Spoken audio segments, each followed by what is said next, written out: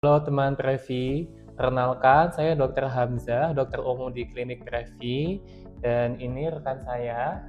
Halo, saya Dr. Lady, dokter umum di Klinik Previ. Ya, selamat datang di podcast pertama kita ya dok ya. Ya, Kedepannya kita akan sering-sering ngobrol dan buat podcast juga. Jadi teman-teman tunggu aja di akun YouTube kita.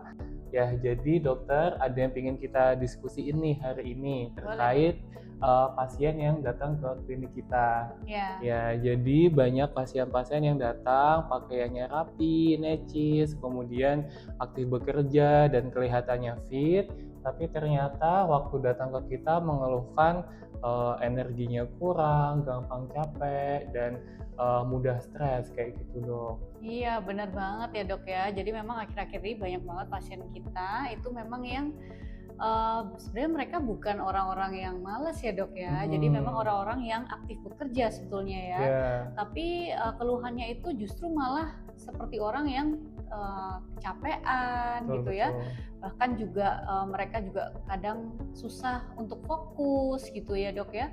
Dan ini cukup banyak ya dok ya dialami oleh profesional muda. Ya, dan bahkan mereka walaupun sudah tidur lama kayak gitu ya dok ya, 7 jam sehari tetap ngerasa pas bangun itu ngerasanya nggak seger dok. Sama walaupun sudah ambil cuti panjang kayak gitu untuk istirahat, untuk liburan, tapi waktu kembali kerja juga merasa tetap tidak fit. Iya, itu poin penting sih dok ya, karena memang Mm-mm. banyak sekali orang-orang itu yang mengira bahwa capek itu hanya sekedar ya udah kita istirahat saja gitu ya, atau Betul. mungkin kita perbaiki nih makannya, pola makan atau pola tidurnya. Tetapi kemungkinan bukan dari situ saja ya dok ya, asal Mm-mm. dari keluhan ini. Ya. Kemungkinan memang keluhan ini ada di kapasitas seluler kita dok. Oh, kapasitas seluler ya dok ya. Iya, betul. Jadi sel tubuh Mm. kita itu sebetulnya punya kapasitas ya dok ya dalam menghadapi apa yang kita lakukan sehari-hari gitu ya. Seiring berjalannya waktu, kemudian juga kapasitas stres yang makin lama makin menumpuk gitu ya. Itu kemungkinan batasnya juga bisa menurun dok Oke. gitu. Jadi walaupun sebetulnya secara medis pasien-pasien kita itu tampak oke ya, tampak sehat juga. Tetapi keluhan itu atau keluhan dari fungsinya itu memang sudah tidak seperti dulu lagi gitu dok. Oh, pantesan ya dok ya, walaupun pasien kita medical check up-nya normal semua, tapi tetap ada keluhan kayak gitu ya dok ya. Iya, tepat banget. Jadi itu kan bikin Hmm. frustasi ya, karena Iya, mereka mengalami keluhan dan mereka berusaha untuk memperbaikinya, tetapi tidak ada hasil perbaikan gitu dok. kayak apalagi pasien-pasien yang mengeluhkan hal tersebut lagi berada di puncak karir ya dok ya. Betul. Awal-awal 50 tahun, 40-an Ya. tahun, bahkan yang akhir-akhir 30 tahun itu juga mengeluhkan hal yang serupa dok. Betul ya. Jadi biasanya sih ketika kita udah lewat di akhir 20, jadi mulai Mm-mm. umur 30-an itu sebetulnya tubuh kita juga sudah mengalami ada batas ya di dalam kapasitas energi kita gitu. Dan kalau kita tidak memahami itu, kita jadi cenderung menyalahkan nih gitu. Apa sih yang Mm-mm. salah gitu ya? Mm-mm. Ya, jadi ini bukan soal sekedar menjaga gaya hidup sehat ya dok ya. Jadi Ya. nanti kita di sesi berikutnya dok, kita akan bahas tentang apa sih yang terjadi di sel tubuh kita gitu ya Iya, dok ya. betul. Jadi ini kita akan mulai masuk dari sini, kita akan bahas tentang NAD+ ya, Dok ya. Betul. Jadi bahwa NAD+ ini sebenarnya bukan sekedar tren ya, tapi memang sebagai salah satu kunci level yang seringkali luput untuk dibahas gitu, Dok. Oke, jadi kita udah sepakat ya dok ya Mm-mm. untuk masalahnya itu berarti di tingkat sel kayak gitu. Sebenarnya apa sih dok yang berubah di sel ini? Iya, jadi kalau kita sederhanakan ya dok ya, Mm-mm.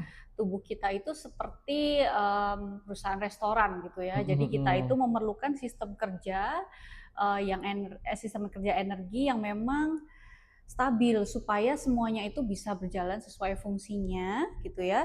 Jadi Mm-mm. artinya kita juga mencapai tujuan dari fungsi tersebut dengan Hmm, optimal. Nah, oke. salah satu molekul yang paling penting, yang kecil yang penting ini adalah Heeh. NAD+, dok. Oh, oke. Mm-mm. Ya, sering disebut-sebut ya, Dok ya, NAD ini Mm-mm. itu adalah sumber energi sel kayak gitu. Tapi sebenarnya NAD itu apa sih, Dok? Jadi NAD+ itu adalah transporter ya dok ya, atau Mm-mm. koenzim kita sebutnya. Jadi tugas utamanya itu dalam memproses energi atau proses produksi energi di Mhm. mitokondria atau di dapur sel kita, Oh, Dok. oke Jadi oke oke.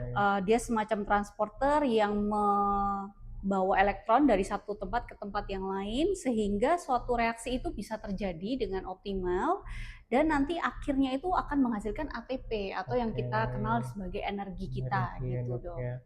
Berarti kalau NAD di tubuh kita turun, ATP atau energinya juga ikut turun ya, Dok, ya? Iya, betul sekali. Mhm. Jadi, tapi sebetulnya ini bukan cuma masalah penurunan energi ya, Dok ya, tetapi NAD plus ini juga ikut berperan dalam perbaikan DNA sel kita. Oke. Selain itu dia juga berperan untuk regulasi stres oksidatif dan juga aktivasi enzim yang salah satunya enzim sirtuin gitu ya, yang Mhm. memang berkaitan dengan penuaan sel, Dok. Oh, oke. Mhm. Ya berarti, selain energi juga ada fungsi di regulator sel itu ya, Dok, ya? Makanya Mhm, ya. walaupun kadang labnya hasilnya bagus, tapi kalau ternyata NAD-nya rendah, performa tubuh kita juga ikut turun, gitu ya, Iya, Dok, ya? betul sekali. Jadi Mhm mhm. penurunan NAD+ ini sangat relevan atau berkaitan dengan makin bertambahnya usia kita, Dok, gitu ya. Oke. Jadi studi sendiri menunjukkan level NAD+ itu akan makin menurun seiring berjalannya usia kita bertambah. Biasanya sih mulai usia 30-40-an tahun gitu, Dok. Dan penurunannya itu akan makin signifikan ketika kita mengalami banyak stres gitu ya. Kemudian juga Mmm. termasuk stres oksidatif juga yang di kota besar seperti Jakarta ini juga banyak Iya iya, dialami betul gitu ya. betul. Kemudian juga aktivitas atau kebiasaan buruk nih, Dok, misalnya kurang tidur, sering begadang Mhm gitu ya. mhm. Kemudian juga jika ada inflamasi atau proses metabolik yang kurang optimal di dalam tubuh kita terjadi, seperti itu, Dok. Oke, ya jadi mungkin ini gangguannya bukan sekedar masalah psikologis ya, Dok, ya, walaupun hasilnya Mhm. normal, tapi memang ternyata ada proses yang salah gitu di dalam tubuh Iya. kita, di tingkat sel yang dia itu nggak terdeteksi ya, Dok, dari Iya, hasil betul lab betul. biasa. Iya, jadi karena memang sebetulnya dari keluhan yang seperti ini kalau kita cek darah biasa gitu ya, Dok, Mhm. ya, parameter lab yang pemeriksaan darah biasa itu kelihatannya normal-normal aja gitu, Dok, nggak ada yang menurun gitu ya, atau mungkin dokter juga menilai tidak ada yang abnormal dari hasil pemeriksaan Ya. lab darahnya gitu ya. Tetapi memang karena efisiensi sel tubuh kita itulah yang menurun dan seringkali itu nggak terdetek gitu, Dok, dari Mhm pemeriksaan mhm. darah lab yang biasa yang kita lakukan. Jadi ini bukan soal bertambahnya usia aja ya, Dok, ya, berarti? Iya, bukan, Dok, karena memang ternyata usia biologis itu Mhm. berbeda dengan usia kronologis, Dok, Oh, gitu. oke Jadi oke. dua orang sama-sama usianya 45 tahun itu mungkin Mhm. bisa berbeda bagaimana tingkat eh, fungsi selnya gitu ya. Jadi bisa berbeda. Jadi Oke. ini tergantung dari gaya hidup dan juga tingkat stres masing-masing orang tersebut, Dok. Mhm. Baik, sebenarnya ya, Dok, menariknya, Mm-mm.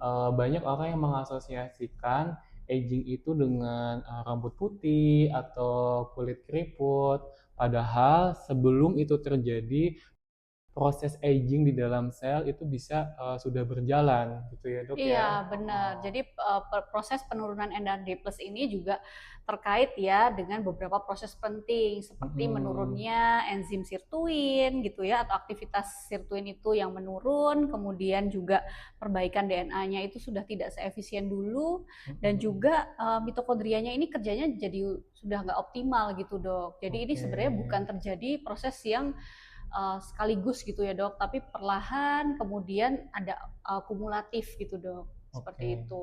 Ya, jadi ini juga yang menjawab kenapa ada orang usia 50 atau 60 tahun, tapi dia masih fit gitu ya, masih aktif, aktivitas sana sini, tapi ada juga yang usia 40 tahun, dia udah gampang capek, buat olahraga sedikit aja udah ngos-ngosan, kayak gitu ya, buat naik tangga sedikit, jalan jauh juga udah nggak kuat, kayak gitu ya, Dok, ya? Iya, contoh yang paling nyatanya sih ya, Dok, ya, Mhm mhm. karena tubuh itu kehilangan fleksibilitas lama-lama Oke. gitu. Jadi ketika fleksibilitas itu menurun, jadi sistem metabolik kita juga menurun.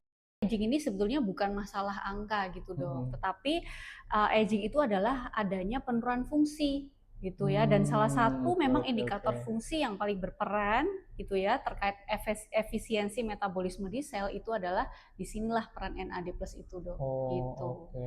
Itu ya itu berarti inti dari anti aging ya, Dok ya. Jadi ya Mm-mm. memang tujuannya untuk mempertahankan fungsi-fungsi dari sel itu sendiri gitu ya, Dok. Iya betul. Jadi sebetulnya anti aging itu secara rasionalnya itu bukan membuat seseorang kembali muda lagi gitu ya dok ya, Ya. tetapi memperlambat penurunan fungsi yang terjadi pada Oke. sel tubuh kita gitu.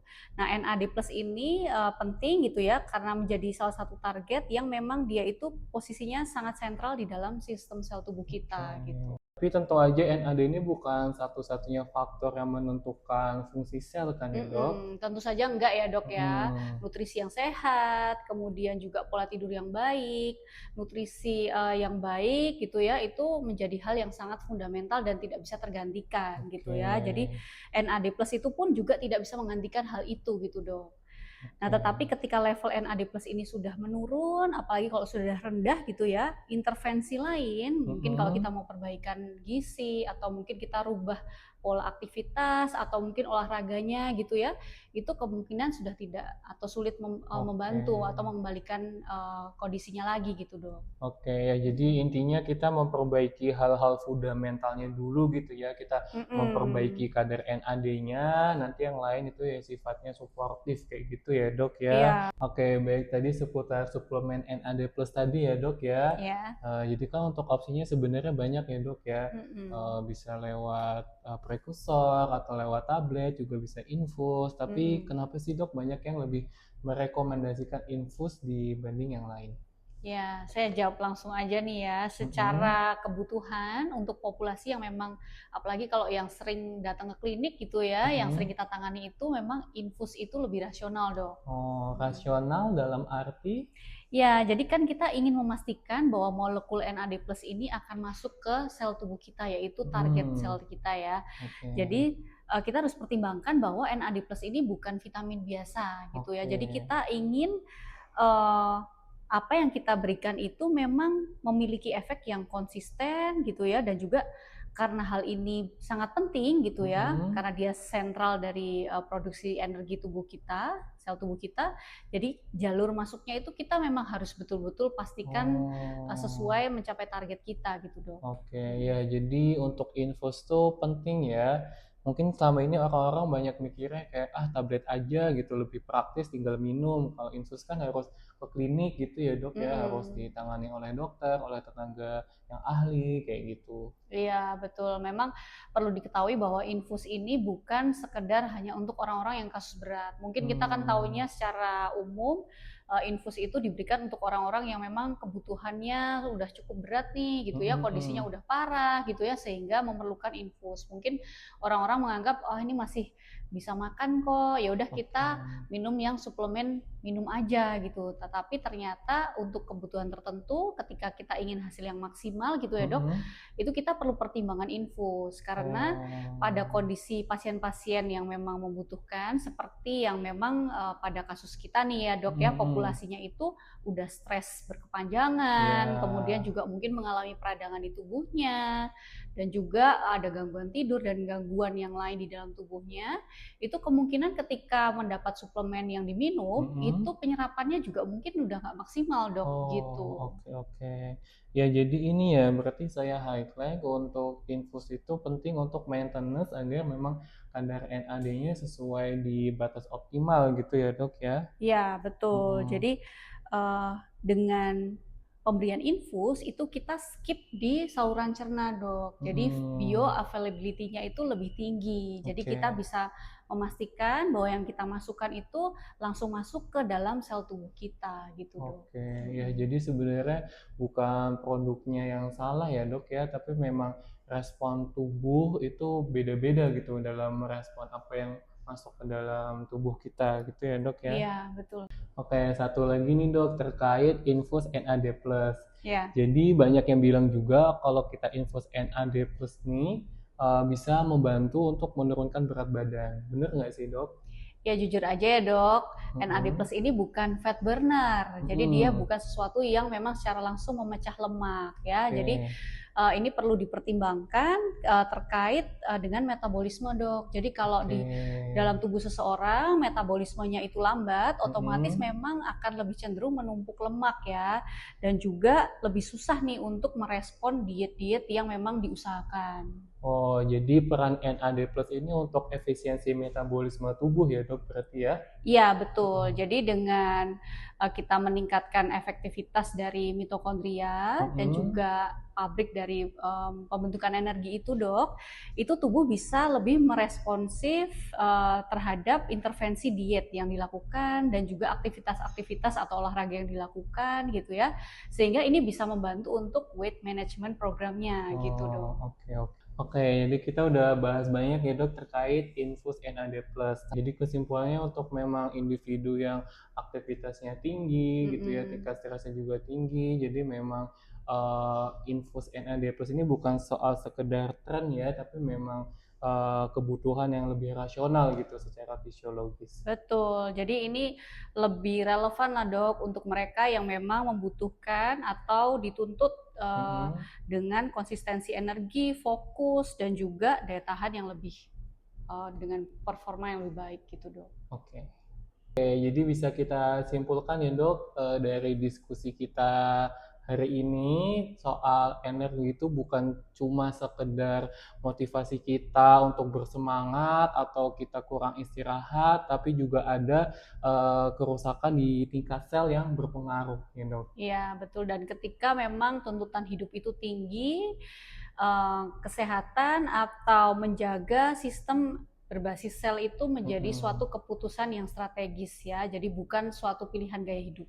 Oke, untuk NAD ini tentunya bukan solusi instan ya teman Previ, tapi untuk teman-teman yang overworknya tinggi, tingkat stresnya juga tinggi, kemudian juga aktivitas pekerjaannya macam-macam, tentu ini bisa jadi solusi untuk investasi jangka panjang ya dok ya. Iya betul, jadi karena pada akhirnya itu yang paling mahal itu sebetulnya bukan terapi ya dok, tetapi Mm-mm. bagaimana kita menyadari penurunan performa yang sedikit demi sedikit itu tidak kita sadari. Oke, betul. Oke, jadi kalau misalnya teman Previ udah merasa energinya nggak seoptimal dulu, kayak gitu ya, terus udah istirahat, udah gaya hidup sehat, tapi tidak membaik, kayak gitu, udah istirahat cukup juga masih sama aja, mungkin ini saatnya untuk evaluasi lebih lanjut ya dok ya. Iya, betul. Di klinik Previ, pendekatan kami selalu berdasarkan asesmen. Kami tidak menawarkan tren, tetapi kami akan menawarkan sesuai dengan kebutuhan biologis pasien.